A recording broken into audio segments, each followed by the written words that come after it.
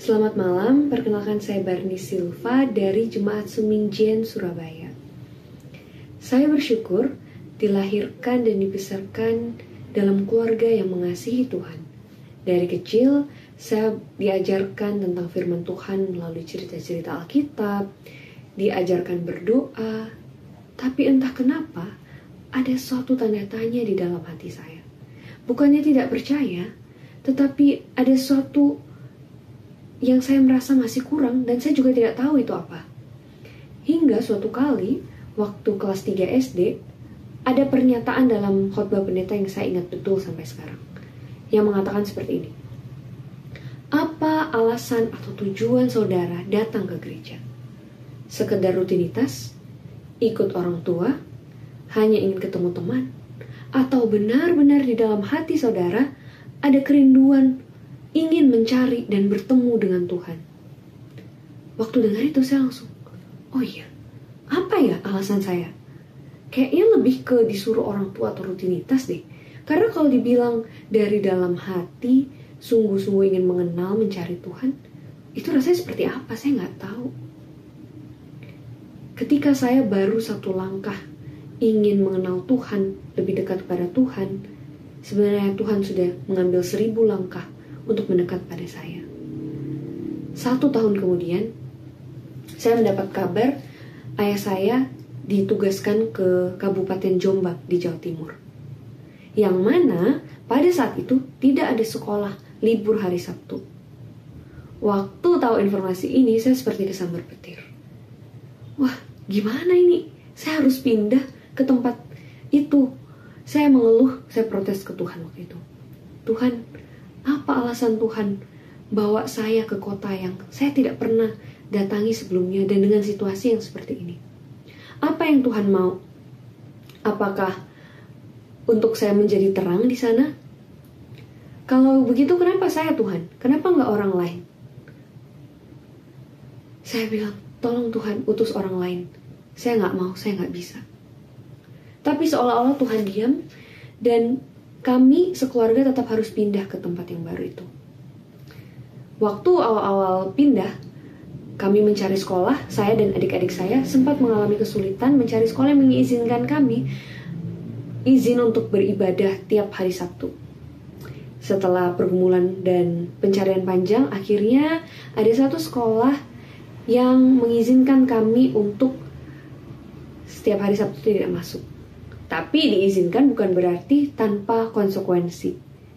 Saya sangat bergumul menghadapi banyak hal di situ. Misalnya, ketika ujian akhir semester, UAS. Biasanya kan satu hari ada 2 mata pelajaran yang diujikan. Jadi kalau misalnya Sabtu ada 2 ujian, kemudian besok Seninnya ada 2, Selasanya 2, dan seterusnya. Maka kalau saya tidak ikut hari Sabtu, saya hutang 2 ujian. Saya harus mengikuti susulan, Seninnya 3 ujian, Selasanya menjadi 3 ujian. Atau pernah juga karena satu dan lain hal, saya harus menggantinya semua di hari Senin, yaitu menjadi 4 ujian di hari Senin. Itu belajarnya seperti apa? Yang saya lakukan, saya belajar sekeras dan semampu saya. Kalau saya sudah tidak kuat, saya tutup bukunya. Saya tutup, saya berdoa. Tuhan, saya sudah berusaha sebisa saya. Kalau besok nilai saya jelek, saya nggak heran Tuhan. Memang itu kemampuan saya. Tapi janganlah namamu ikut dipermalukan oleh keterbatasan saya. Setelah berdoa itu, sebenarnya saya hanya berharap lulus sesuai standar, tidak perlu mengulang. Tapi Tuhan menjawab jauh daripada yang kita harapkan. Bukan hanya lulus, Tuhan menganugerahkan nilai yang sangat baik dan bagi saya itu mustahil. Teman-teman saya sampai heran, mereka bertanya gimana cara belajarnya. Mereka dan guru-guru mengira saya pintar, tapi saya pribadi ketika saya lihat hasilnya seperti itu, saya percaya ini bukan pekerjaan saya. Saya tahu inilah keajaiban yang Tuhan berikan. Dan mujizat ini terjadi bukan sekali 2 kali, tetapi dalam setiap pergumulan yang saya hadapi ketika saya merasa sudah tidak ada lagi jalan.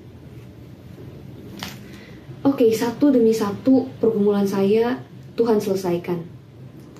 Lalu ada satu masalah puncak, yaitu ketika saya kelas 6 SD, ketika saya akan lulus naik ke jenjang SMP, yaitu ujian nasional. Memang ujian nasionalnya tidak jatuh di hari Sabtu, di hari Sabat. Tetapi selanjutnya ada ujian sekolah yang juga menjadi syarat kelulusan, jatuh di hari Sabtu. Yang sebelumnya aman-aman saja setelah banyak pergumulan, kali ini saya hampir tiap hari dipanggil ke ruang guru, diajak ngobrol. Bukan hanya saya, mama saya juga. Ayolah, kali ini saja, Sabtu ini saja, ini terakhir loh, menentukan kelulusan, supaya bisa lulus dan lain sebagainya.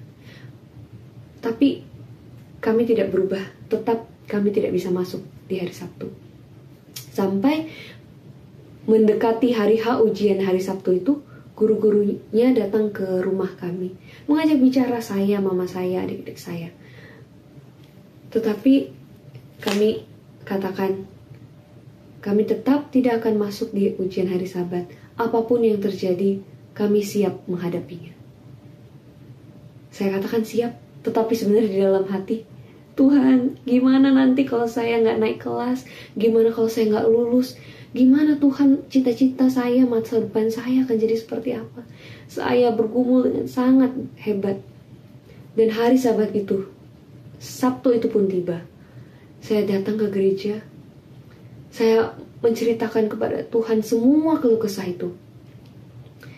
Dan ketika tutup Sabat, saya yang biasanya cemas, aduh hari Senin nanti apa yang akan saya hadapin, apalagi kesusahan yang akan saya terima.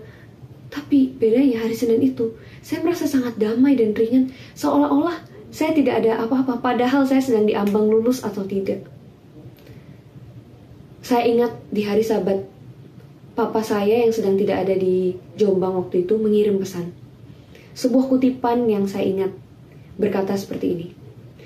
Suatu hari kelak, ketika kita berdiri di tepi laut kaca, memandang pada kekekalan yang luar biasa, menengok ke belakang kita akan ingat bahwa penderitaan di dunia ini tidak ada apa-apanya dibandingkan kekekalan yang Tuhan sediakan bagi kita. Itulah kekuatan yang saya pegang menghadapi apapun yang akan terjadi karena saya tidak masuk ujian itu. Singkat cerita, Tuhan membuat keajaiban.